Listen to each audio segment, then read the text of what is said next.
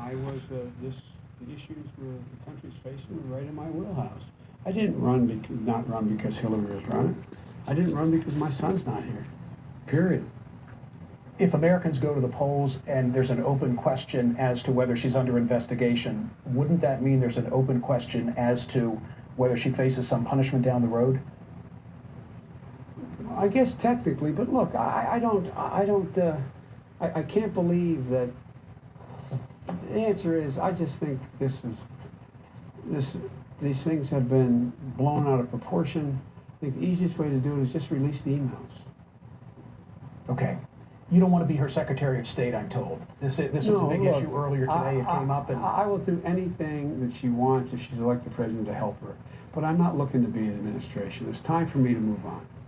Your family is from, you were there until the third grade, Scranton. Yeah. Both my parents are from Hazleton. So I know Hazleton well. We're both of coal cracker, That's Pennsylvania right. stock, right? It's Trump country.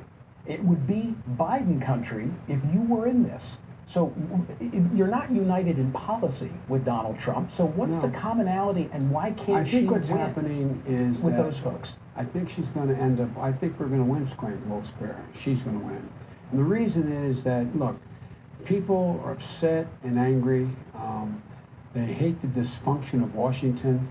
Trump comes along and talks about how he is going to change all that. He's this new breath of fresh air. And then people started to see who he is. They started to see, look, in Scranton and Hazleton, if anybody in your household or your neighborhood talked about, I'm famous, I can go grab a woman anywhere I want, when I want it, you get the living stuffing knocked out of them.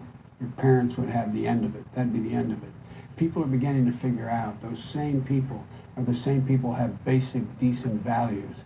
And I think that's going to trump, no pun intended, their concern about Hillary. What's the message? I mean, 14 million, I guess, literally, voted for him in primary and caucus season. Even if he loses, Mr. Vice President, 65 million Americans or thereabouts will cast a ballot for Donald Trump. They feel forgotten. What do you want them to know? I want them to know that look at what she's going to do, what we're doing. They want their. Do you know anybody at Hazel didn't want their kids to go to college, even though they never went? Absolutely. Do you know anybody who didn't want to have an opportunity to be able to have a decent job and have some dignity behind it? Donald Trump's offering nothing, zero for those folks.